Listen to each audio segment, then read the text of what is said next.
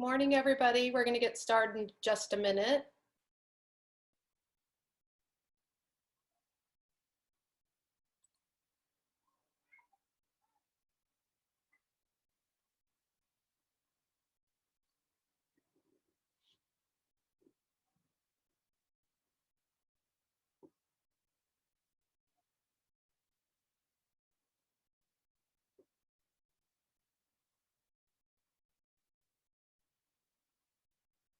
Hopefully everybody's getting logged in here. Hi, good morning, everybody. I hope you all enjoyed the last session.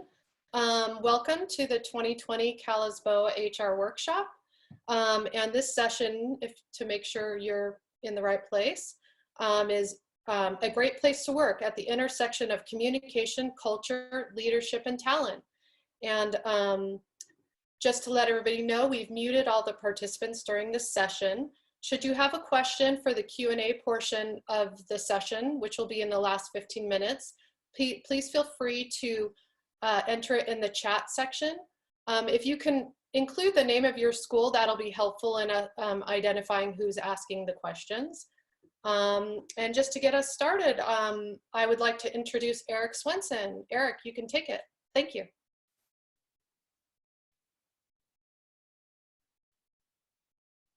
So, thanks, Michelle. Good morning. Nice of you all to join us. Not the way we expected, right? But that's okay. We were talking with Martha a little bit earlier, and we kind of came to the conclusion that up to a couple of weeks ago, it had been a little bit scary. And it's still not unscary, but there's a light at the end of the tunnel. And originally what I wanted to discuss today was leadership as an intersection of talent and culture and things that are really important to leadership.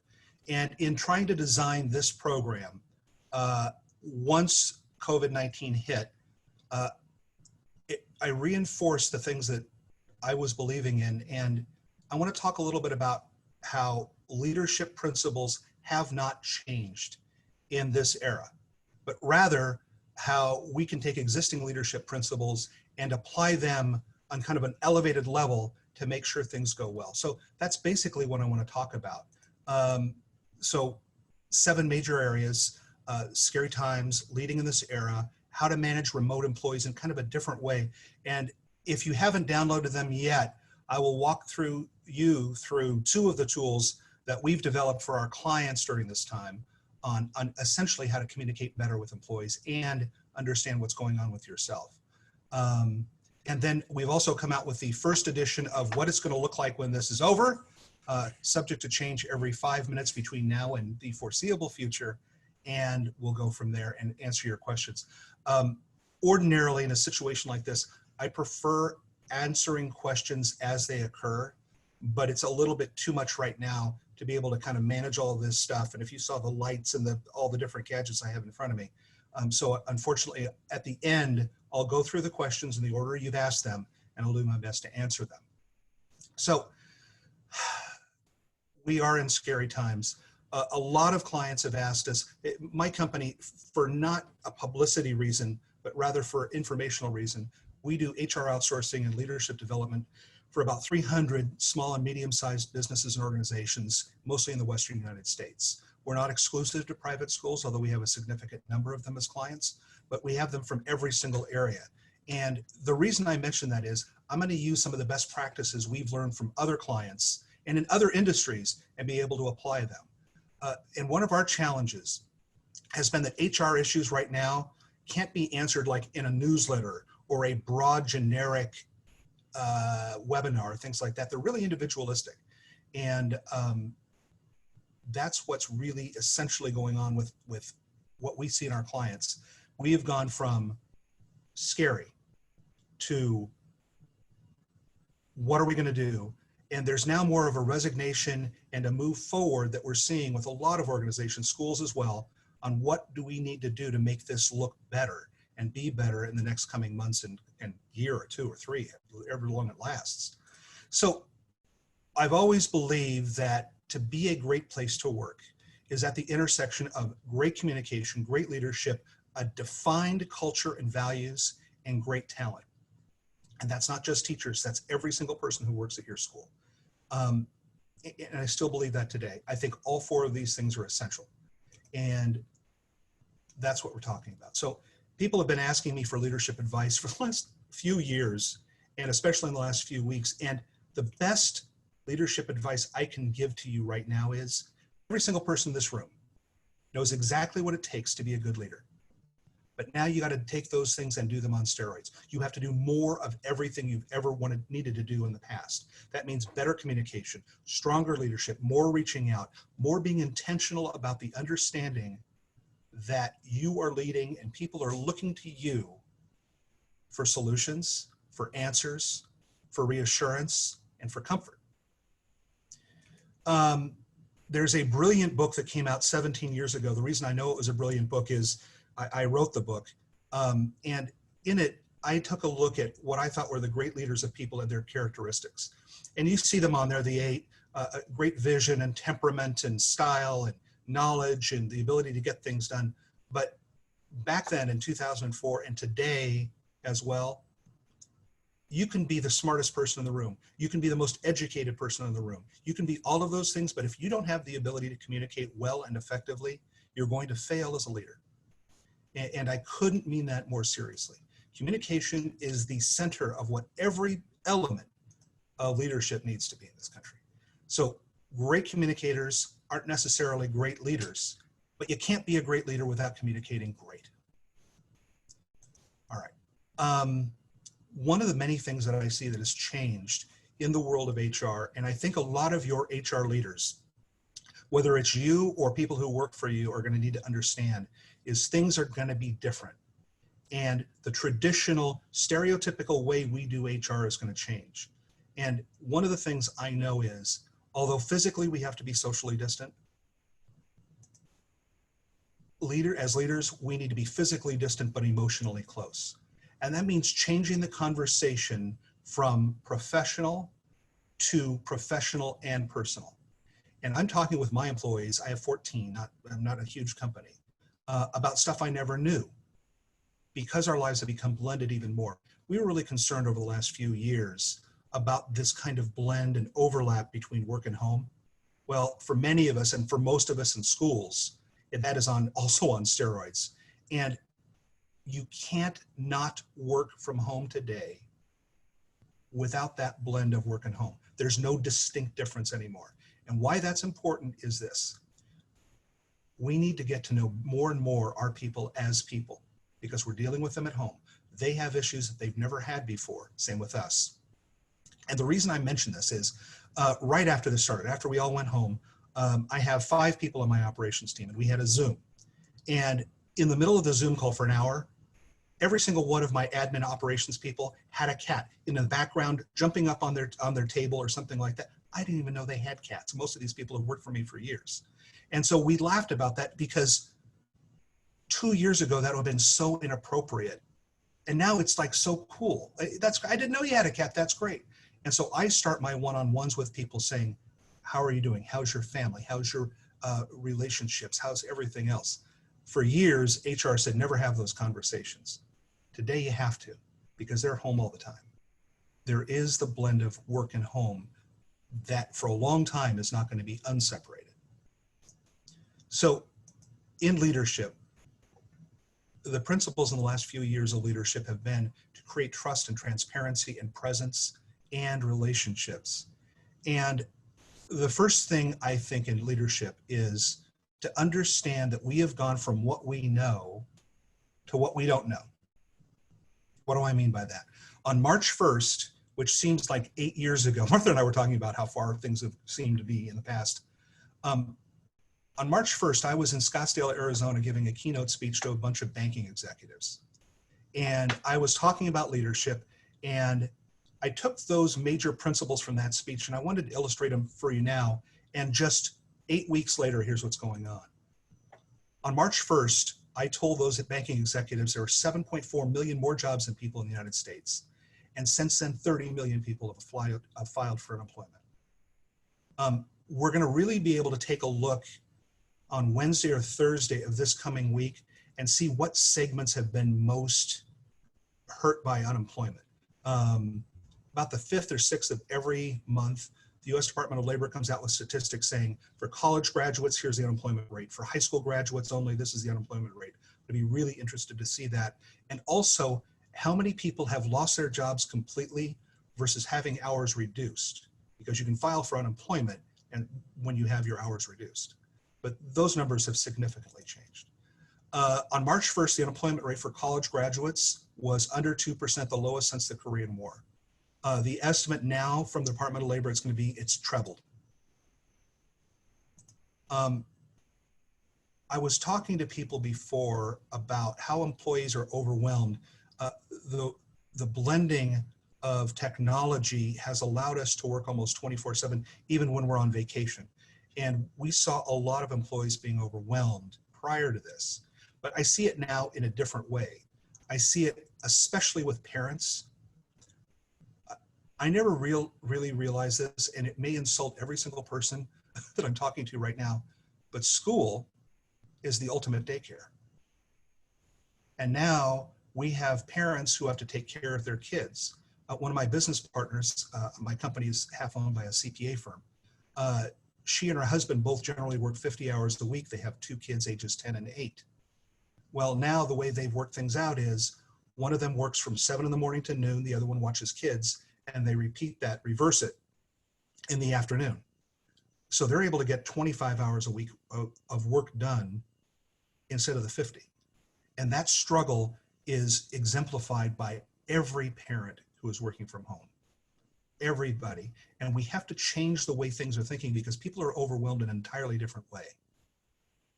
And it's a challenge for people. Leadership prior to this was at a tipping point. We were going from old to younger, from people who are used to saying, do as I say because I tell you to more of a coaching and mentoring style. I think that remains at a tipping point. I think really effective leaders are going to be the ones who practice emotional intelligence, who are compassionate and understanding rather than demanding. And you all in your school, in the role you have at your school, are about to see who is stepping up as leaders and who can't cut it as leaders. And it's going to be really obvious. You're going to see who can step up as an employee and a contributor and those who can't. It's as obvious as that. Okay. Average employee, not counting school teachers, the average employee stayed in their average position for 18 months. And so they didn't have a lot of loyalty. I think now people are going to take a look at how you treated them, what you did, how valuable you were as a leader, as an organization. And if you've treated them well and fairly, they'll stay. If you haven't, they may have to stay just because they have to, because there's no other jobs out there, but they're going to be the first ones looking for a new job when the economy does improve. So the value of your key employees is based on how you treat them right now. I've always said this, know your values and compete on culture. That has not changed one bit.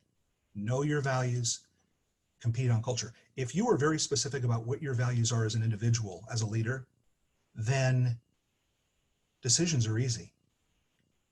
One of the questions I have asked my leadership programs as we've gone to these virtual programs is, when this is over, what's the first thing you're going to do? And people are saying, I'm going to go visit my mother. I'm going to go spend more time with my family. I'm going to do these things. And that question, what's the first thing you're going to do when this is over, is so illustrative of the values you carry. My favorite answer, by the way, was at a credit union that's a client of ours. And one lady said, as soon as this is over, the first thing I'm going to do is I'm going to go to church and then I'm going to get a pedicure. So I like that one a lot. 8 weeks ago, we were still talking about those damn, oh, can I say damn in front of private school administrators? I guess I don't have a choice. Sorry, Martha. It was those millennials. Now, I am one who's always figured that the difference between millennials and the rest of us has never been that significant, ever. But there's been friction between the generations. I don't see that as much anymore. I see this sense of we're all in this together, and it transcends generations. And I'm real excited about that.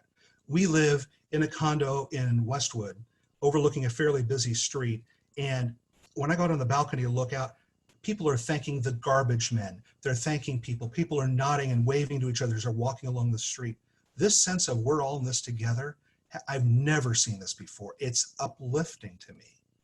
And I think we're going to see a lot of that in business, and people helping each other and people stepping up. And your really good employees are going to be the ones who do step up. I am a person who believes that expertise and potential are far more important to an organization than tenure. Everybody says, oh, how entitled these millennials are. Well, some of the most entitled people I've ever seen in my career are those 25-year employees who think they deserve a raise and a promotion just because they've been there for 25 years. When this ends, and it will, the people who are of value to us are not the people who have been there for 25 years, who haven't upgraded their skills, haven't changed, haven't been able to adapt. It's going to be the people who have. And that's going to be essential. And I think every single employee should know that. What we value most is expertise and potential, because that's the key to what's going to make you succeed down the road. Not we've always done it this way, but what can we do in the future? So redefining, I think values are more important than ever. Courage, the ability to make hard decisions and communicate them, humility and gratitude. I have a lot to be grateful for today. As my wife says, in 7 weeks, her proudest accomplishment is she has not killed me yet. I'm grateful for that also. But we've gotten along much better than we ever thought. And we're together now 24 hours a day, working from home and doing all those things. And I'm grateful that my 86-year-old mother is healthy. In focusing on the things that matter, help get you through this. And knowing that, and saying thank you to the people who are working so hard and working from home, and the teachers who've had to make a fairly significant transition in their careers from in front of people to remote. One size fits one. The best leaders know that I can't do one thing that impacts one employee and do the same thing that will impact every other employee. One size fits one, not one size fits all. Related to that is emotional intelligence. Some people are still completely freaked out about this. I have an employee who's has a huge amount of anxiety. I need to talk to her 3 times as much as I do anybody else. But knowing how people are is essential to being able to help them improve. And that, to me, is the tenet of leadership. And then I think your role needs to be creating certainty amid so much uncertainty. There's a lot we don't know. There is. But the more we can keep people focused rather than spinning their wheels and spinning around. We saw a lot of this the first few weeks of the crisis. I think you're going to see a significant level of response to leaders who can do that. All right. So clearly, I think you need to change the air on your leadership strategy. Now is not the time to fixate on your weaknesses or anybody else's weaknesses. Instead, who can do this?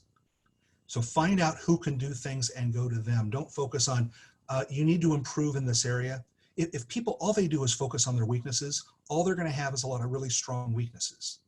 Focus on strengths. We need to reassign job assignments, tasks, abilities, duties to people who can do them today. And just because their title says payroll doesn't mean that they're not supposed to do something else. And we're starting to see, and I'll talk about this in a minute, a lot of blending of tasks. We're seeing now development people getting involved with doing payroll tasks. So this, it's not in my job description, is going to be something that's going to be completely obliterated in the future. So a job isn't a job anymore. It's a blending of what's tasked. And I would say to everybody here, and among the 10 billion things you have to do, when this ends for your non-teachers, take a look at what needs to be done at your school and then assign them to people. Regardless of what they've done in the past, regardless of what their job description says, we're going to be changing those things around. We have at one client, somebody who was in marketing is now overseeing marketing and human resources. The reason is they're hiring lots of people and they needed a marketing person to start writing job descriptions, creating job ads, postings, and things like that. She didn't know how to do that, but she sure knows how to market. And that was the key to this. Things are going to change. And I would suggest to you that employee engagement may seem to you to be a low priority right now, but it's an evergreen one. It's always there. And we're seeing a lot of requests for quick pulses, how are people doing, things like that, small surveys, things like that. And we're helping a lot of clients in that area. So don't forget that. That's maybe more important than ever before. Michelle, it is time for a poll. So it's all you. We'll give you a couple of minutes to answer this one.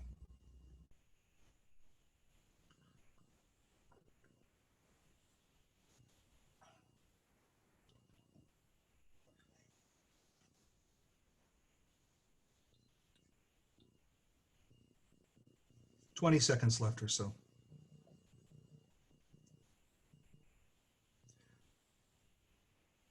All right, so intentional communication with everyone gets 61%.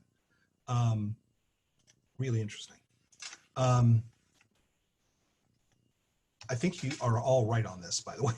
I think it's really important to communicate. People are looking to you rather than them saying, I need some help. It's up to us to be able to manage down as well as to ourselves and as well as up. So I think that's really great. Okay. I guess Michelle, we can go back to the screen. Okay, good. Thanks for nodding, because otherwise I wouldn't have known. All right.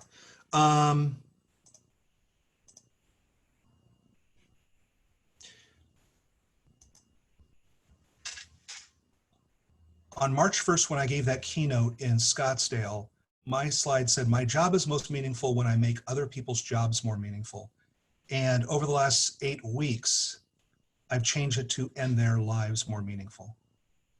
There's not a single person who's going to have more impact on how people do things than the person they work for. And they know it and you know it. So by making an impact on others, you are going to create a better life for people. So elevated leadership in a crisis. Here's some things that I think are really essential for leaders, and I would commend this to your heads of school, to principals, things like that. The first thing is deliberate calm.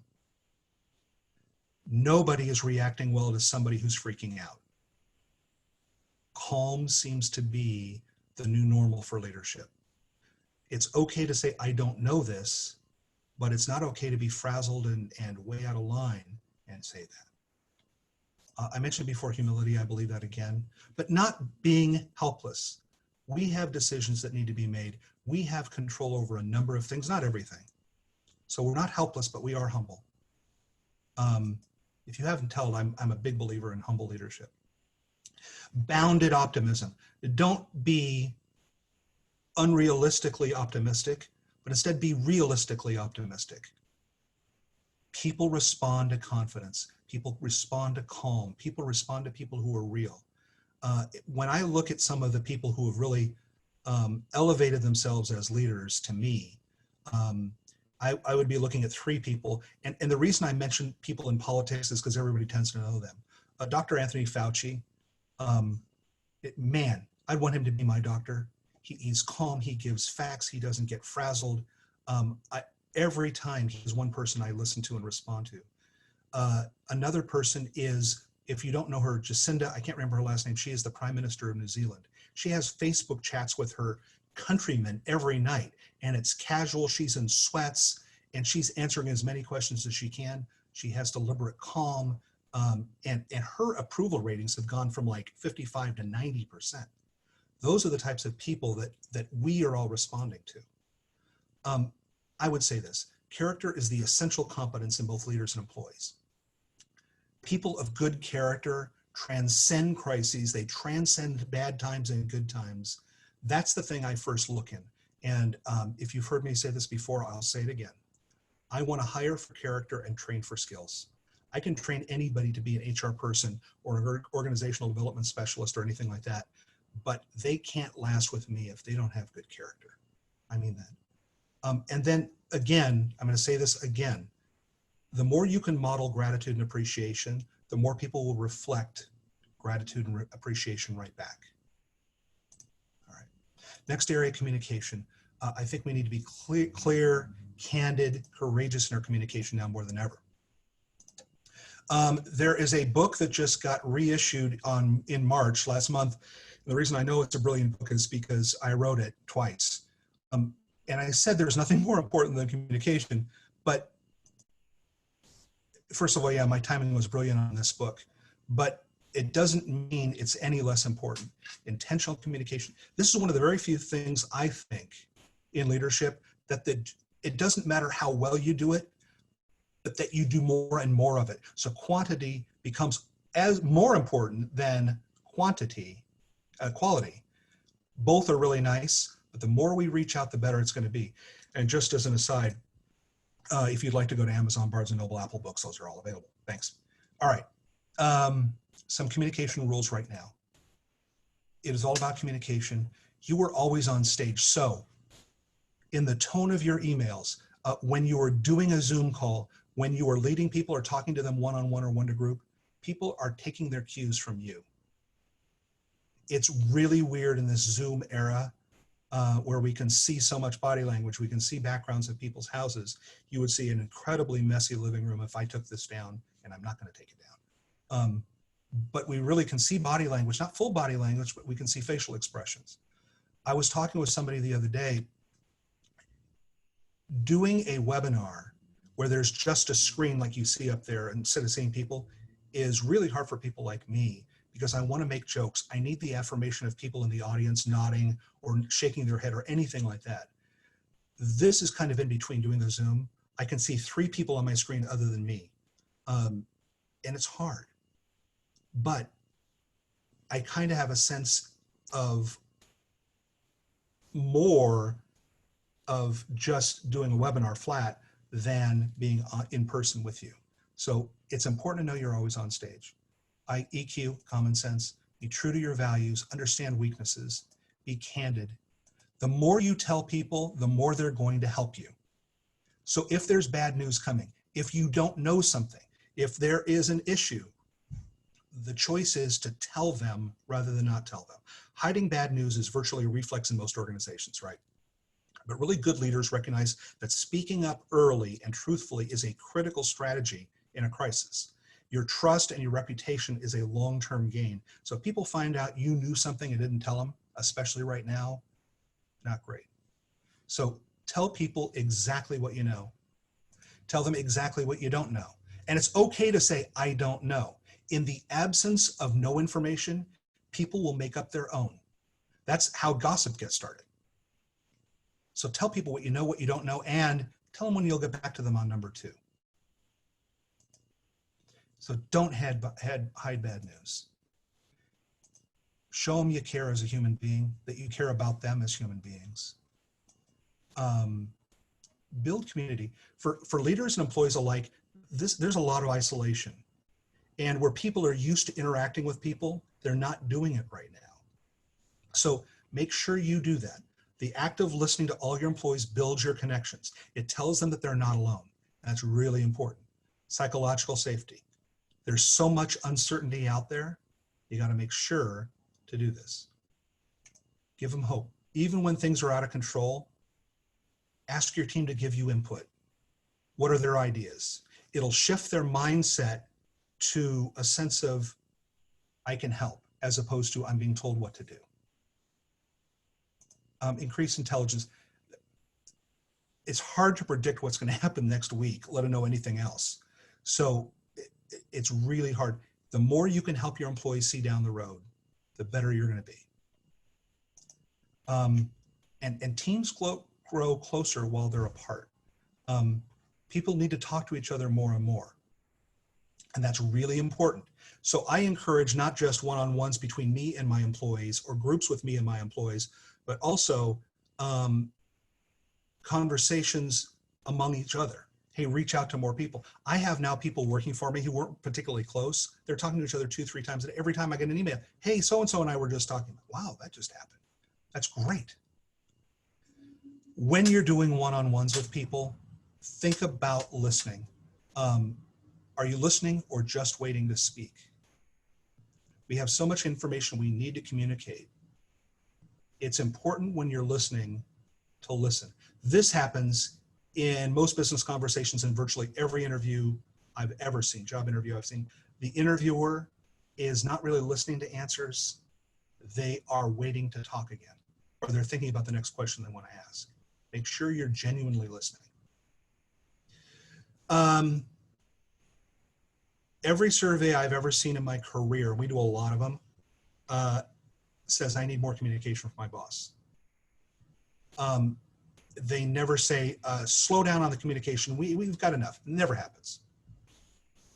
Now, if people don't know things, uncertainty creates trust. Because when in doubt, we assume the worst thing. If we don't hear anything, we're going to see the worst. Now think about this. If your head of school, your boss, or somebody like that said, Sarah, I need to see you in my office before you leave. I want to see you right now in my office. What are you going to think if somebody says that? Do you think you're finally getting that big bonus or that raise? Most of the time, if we hear something like that, we assume the worst. HR, by the way, invented that move. I need to see you in my office before you leave, right? So when in doubt, we assume the worst to protect ourselves. Uncertainty is the worst thing that can happen.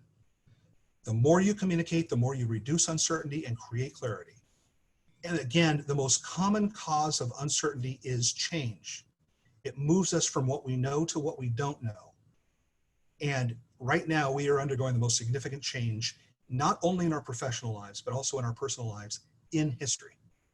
It is not even close.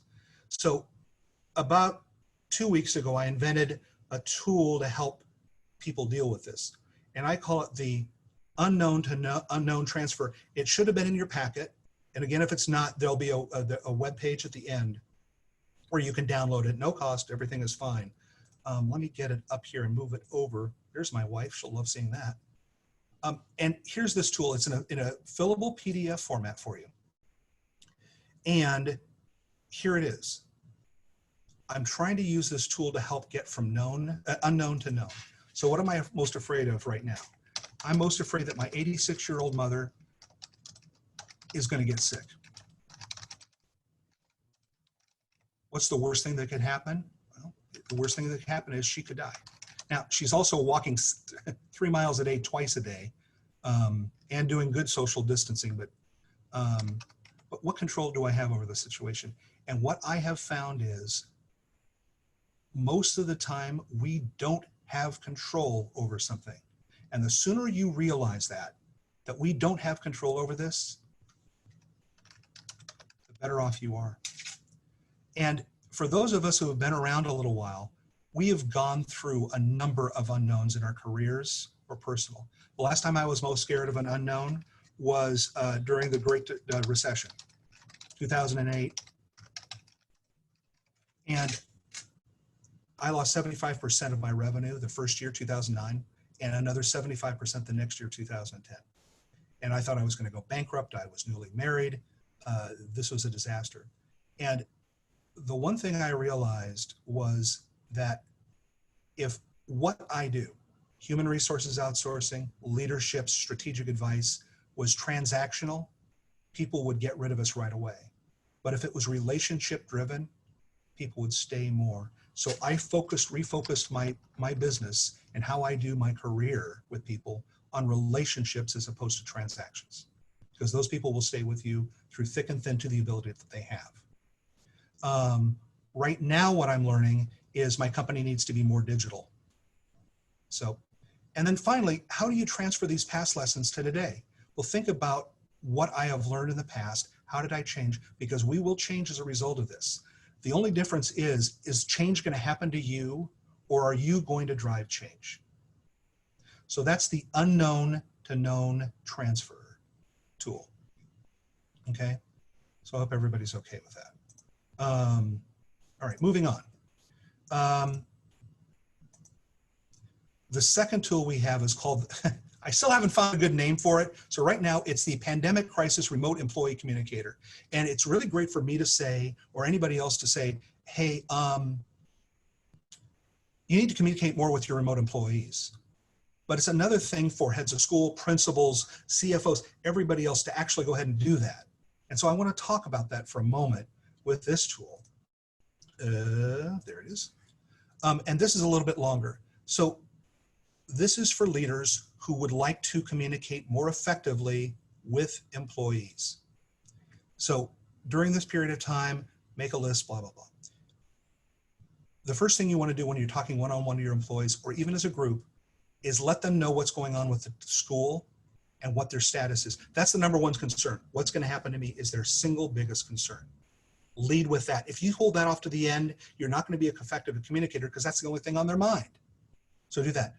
Some of the questions I ask my employees are, how are you and your family doing? What's your daily routine like? What's really frustrating to you right now? And then turn that around. What's been the most pleasant surprise since working from home? Mine is that my wife has not killed me. And I mean that. We didn't think that would ever work. What are you most afraid of right now? It's okay to ask people that. It will bring out their concerns and will begin the ability to solve them. But turn that around and say, what are you most grateful for right now? Because gratitude is critical. Always finish with, what questions do you have for me? The second page of this communicator, I'm a big believer in expectations and commitments and communicating them. So these are 4 that I have. I'll be transparent and honest and candid with you. I'll be available for you. Please reach out. I'll do everything I can for you. We'll do things as often as we can. But then turn that around and say, here's what I expect of you. In addition to expectations, I'm a big believer in goals. You have to have goals. So share it. Coming out of this, what do you want to accomplish? Weight loss, stronger, more technology. I learned 4 new things. Things like that. So in that tool, leaders a roadmap on how to communicate with people and bring out things that need to be brought out. So those are the 2 tools for you. Let's continue on. Let's talk a little bit about managing remote employees. Biggest obstacles still that I see is management mistrust. They're not working as hard as they should. Now, it's easier to quantify when they're teachers as opposed to staff members. The obstacles to work from home, as I indicated earlier, are families with kids. You're half working, you're half doing that. And I think we need to shift a little bit more to understanding that if several of my employees were behaving the way they are right now, not really getting everything done that needs to be done, I'd be really upset. Those employees are the ones with 2, 3 kids at home. They're getting a hall pass from me right now. I understand. They're trying to do everything they can. And I need to measure their success by what gets done, not how much time it takes or where or how they do it. I have one employee who has like these bursts for 2 hours and then takes a break for an hour.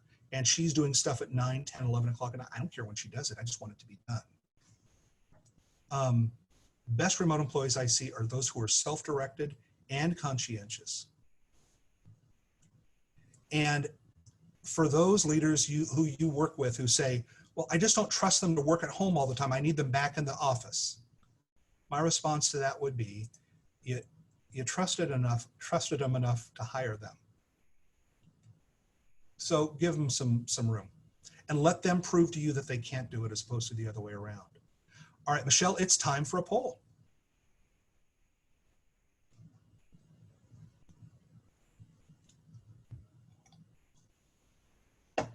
What is your biggest challenge with work from home?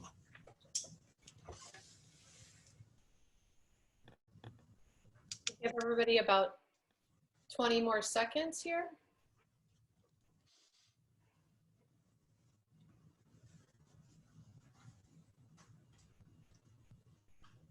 Okay, if everybody wants to finish up.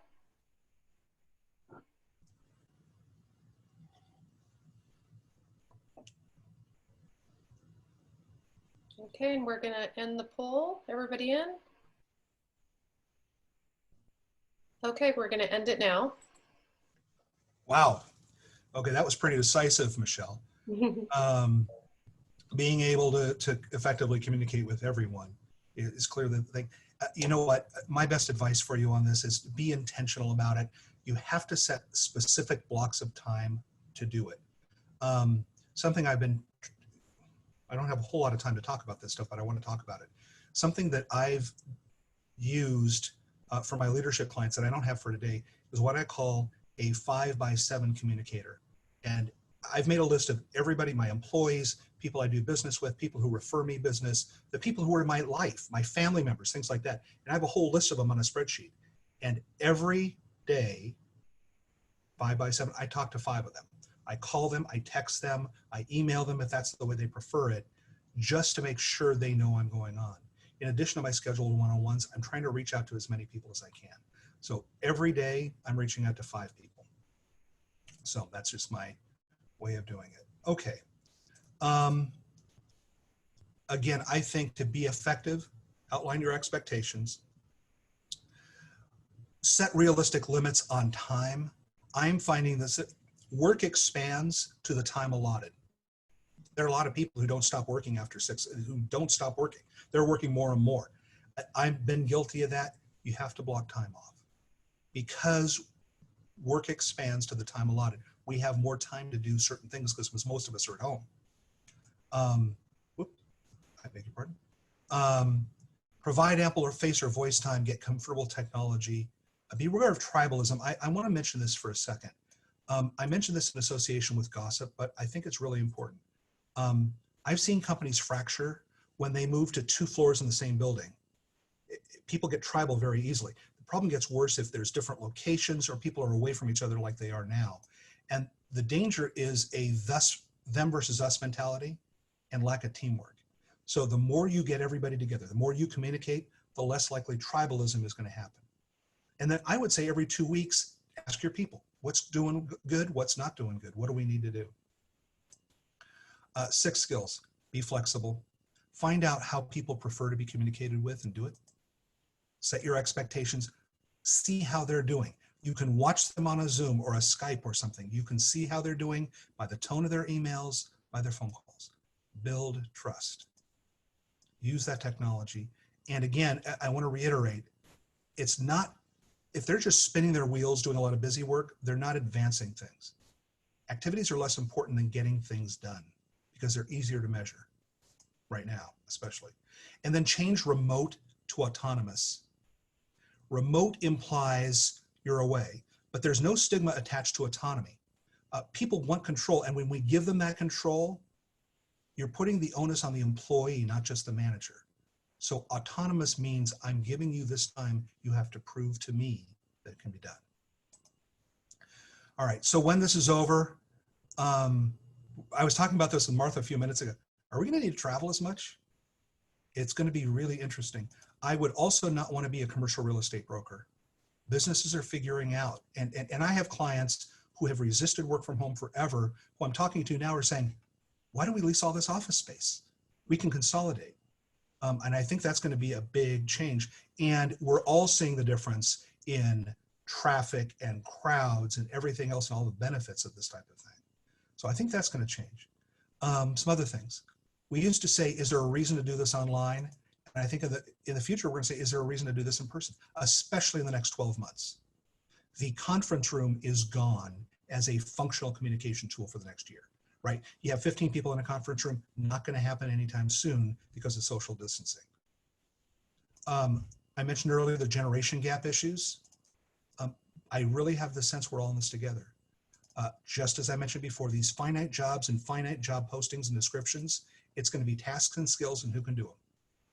The style of leadership has gone from do as I say to empathy, understanding, coaching, advice, being a friend as much as a boss. We used to say, let's all go have lunch in the break room. That ain't happening, as far as I can tell, anytime soon. And there are positives. I do see the generations blending. I do see gratitude and appreciation instead of entitlement and expectations. I see more and more trust-based cultures. The really good leaders are getting people to say, I trust this person to make the right decision for my company, my organization, and my career. I think there will continue to be remote work, but I think it's going to be more strategic about it. This one-on-one meeting, I think is going to be less important in person than it is online. And adversity has always been a lever for success. Most successful people have had to experience adversity, whether you didn't get the promotion you once wanted, whether somebody didn't do this for you, whether there was a major recession as you were launching a business, anything. And I think those are the types of things we're going to be talking about. And that's basically it. So I want to thank you all. Those tools that I had, if you didn't get a copy of them, are available. I think we have One more. one more polling, question, so I'm going to launch that. Okay. Everybody can answer this polling question. We'll take about 30 seconds.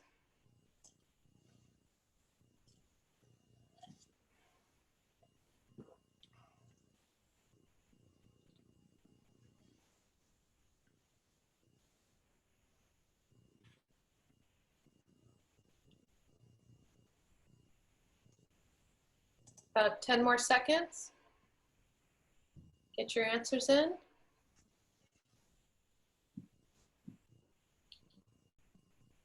Okay, we're going to close the poll now. Here we go. You know, this is pretty close. The top three are fairly close. Leadership has always been about focus, right? Principle of leadership, right, is to lead people regardless. So good leadership is intentional. We all know we have to do it, but there's so many other things going on. We tend to forget that or say, I'll do that one tomorrow, when I would suggest right now that needs to be at the forefront. All right, Michelle, we got several questions. So let's do the first one. What advice do you have for schools who are getting pressure from board members to take advantage of the crisis to eliminate poor performers? This was sent to me privately, so I'm not going to mention the name or the school. I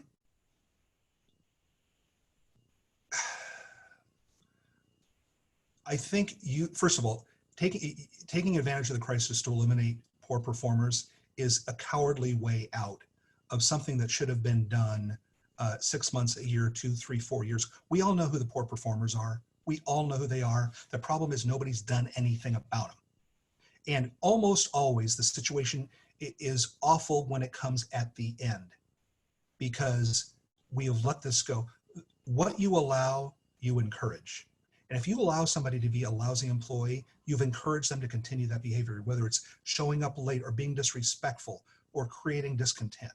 And so to me, this should have been taken care of earlier. Now, I do think you can take advantage of this for past mistakes by saying, okay, we're going to reevaluate every single employee coming up this summer when school ends, or do something like that, and move forward with that type of thing. So you could use it as an impetus, but not an excuse. This should have been done before. Something else I want to say, in the private schools we have, there is a disconnect with teachers. There are a lot of teachers apparently who are really good with students and parents, but lousy with coworkers and bosses. They're the ones who badmouth everybody and things like that. And there is this scared issue. Well, I can't fire this teacher because the parents love her. Not in the future. You have to have the best possible people in the best possible place in the future. And that can't happen in the future. So that would be my advice. Okay, this is from Julia Izaguirre, and I don't know the school. It says, if we're being allowed, we are allowing flexibility with when work is being done, how do we keep boundaries in regards to time and expectations of responses? That's a good question. So if I want to allow my employees to work the hours they need to come up with a response when I need it, or a deadline when I need it. So unless there's an extreme emergency, most of the projects, most of the issues we have that arise don't have to be resolved right away. Emails need to be returned, phone calls need to be returned, obviously. But if I have something that needs to be done and I say Friday at noon, the only time I'm going to get mad is at Friday at 5 minutes after noon and that thing hasn't been done. But for the rest of the time, no. But I also think this is an issue of setting expectations with our clients, in your case, parents, students, coworkers, and saying, here's when I'm going to be here, or here's when I'm not going to be here, or things like that. Or please understand, I may not be able to respond to every email immediately. I see more than ever out of office messages. If people know when you're going to be available, they'll find a way of making it work. But if they, in the absence of concrete information on that, it's going to be a problem. Okay. All oh, there's some people who are being actually very nice. This is great. Here's a question from Dave Carter. Though we're working autonomously now, do you see that continuing once safe at home is lifted? Don't you feel the need to personal contact will return us to previous in-person modes of work? The answer is yes. How I would see it right now is, as people start returning to work and we're starting to develop strategies for our clients, it's going to be phased, right? Certain people will work Mondays, certain people will work Tuesdays, that type of thing. And I'm not talking about teachers, of course. I'm talking about, well, this could include teachers. So yes, it is so hard to maintain a culture if you don't interact with everybody every day. So I would say this is going to be in phases, notwithstanding future, outbreaks or anything else like that. The first thing I would see is certain people come to work on Mondays, Wednesdays, and Fridays, and the others come Tuesdays and Thursdays. So it becomes slower, but I do think that it needs to be done. That's the best way of possibly maintaining your culture, is to have people interact. But also in the interim, make sure they're interacting on phone, email. Are you calling your colleagues? Are you talking to your coworkers? Are you doing a Zoom? At the beginning of this, my wife and I heard about all these virtual happy hours. We thought that was the dumbest thing ever. We love it. We're talking to people we haven't seen in a while, some of my employees, some of my colleagues. I like it. And it's good interaction for us. It's increasing my vodka consumption, but other than that, it was working great. There was a question, I think this is for you, Michelle. Is it possible to access a recording of this presentation? I don't care. Hi, everybody. Yes, Cal-ISBOA will be putting the slide presentations and any handouts that might be available, as well as the recorded presentations online. I don't think it'll be available today, but probably in the next few days. Okay, next question is from somebody who would like to keep their school confidential. Our administration considers HR communication noise that they want to gatekeep as to not inundate faculty. I find that many are happy to learn what I have to share. If not email, what's another way to make sure that they know I'm interested in engaging their questions? So you're asking me for advice on how to be sneaking and getting around your administration. Well, I'm pretty sure your school is not a client of ours. And well, okay. There are tons of other areas. Pick up the phone, tell them, hey, I'm totally interested in your questions. Text messaging, several other communication tools that I'm really becoming interested in are Slack, things like that. And some of the stuff is either no cost or very low very low cost. I don't see this as a big issue, but you're probably gonna have to reach out individually with people and let them know that. Okay. What do you recommend about contacting employees on the weekends versus normal work hours for check-in calls? Ask them if that's okay. Most of my 9 to 5 Monday through Friday employees are checking their emails on weekends. There's not a lot going on other than work for most of us.